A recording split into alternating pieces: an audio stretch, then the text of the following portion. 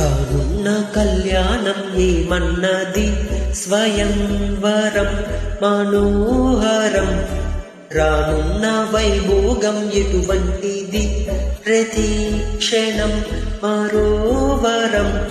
విడువని ముడిది కదా ముగింపులేని గాథగా తరముల పాటుగా తరగని పాటగా ప్రతి జత సాక్షిగా ప్రణయము నేలగా సదా కన్నుల్లోని కలలు అన్ని కరిగిపోని కలలుగా కళ్ళ ముందు పారాడగా కన్నుల్లోని కలలు అన్ని కరిగిపోని కలలుగా కళ్ళ ముందు పారా